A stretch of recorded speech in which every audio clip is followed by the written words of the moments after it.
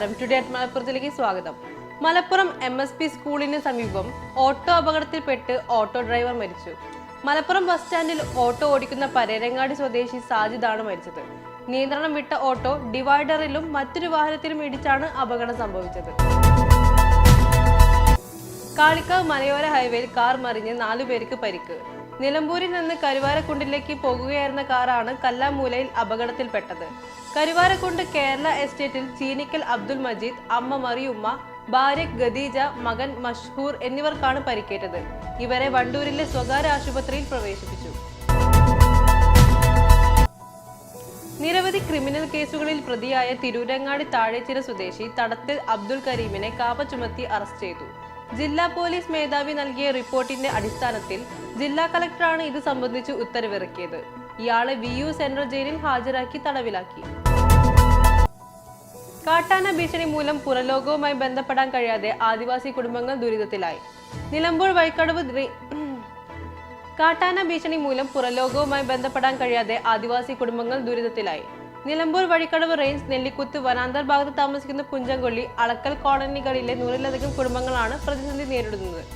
12 ആദിവാസികളാണ് കാട്ടാന ആക്രമണത്തിൽ കൊല്ലപ്പെട്ടത്. നഗരസഭയിൽ തെരുവ് നായ്ക്കളുടെ ശല്യം ഏറുന്നതായി പരാതി. പരപ്പനങ്ങാടിയിൽ അഞ്ചമ്പുര ഭാഗങ്ങളിൽ നായ്ക്കൾ കൂട്ടം കൂടുന്നത് വിദ്യാർത്ഥികളടക്കമുള്ള കാൽനട യാത്രക്കാർക്കും വാഹനങ്ങൾക്കും ദുരിതമാകുന്നു. ശരീരം നിറയെ വ്രണങ്ങൾ ഉള്ളവയും കൂട്ടത്തിലുണ്ട്.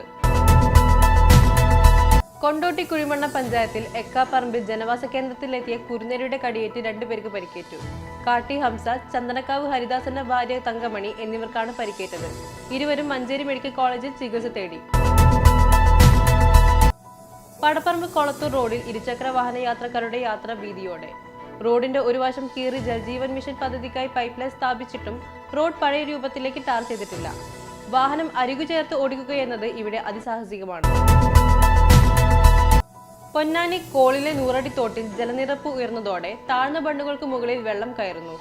കോൾ മേഖലയിൽ ഒരേ സമയം പമ്പിംഗ് ആരംഭിച്ചതും വൃഷ്ടി പ്രദേശങ്ങളിൽ ഇടയ്ക്കിടെ മഴ പെയ്യുന്നതും കാരണം നൂറടി തോട്ടിൽ ജലനിരപ്പ് അനുദിനം ഉയർന്നുകൊണ്ടിരിക്കുകയാണ്. പൊന്നാനിയിൽ അങ്ങാടിപ്പാലം റോഡും വീതി കൂട്ടൽ വാഗ്ദാനം മാത്രം. ജനകീയ യോഗങ്ങളും മുന്നൊരുക്കങ്ങളും മുൻപ് നടത്തിയിരുന്നെങ്കിലും ഇപ്പോൾ അങ്ങാടി വികസനം ചർച്ചയിൽ പോലും ഇല്ലാത്ത അവസ്ഥയായി. പൊന്നാനിയിലെത്തുന്നവർ ഗതാഗത കുരുക്കിൽ വലയുകയാണ്.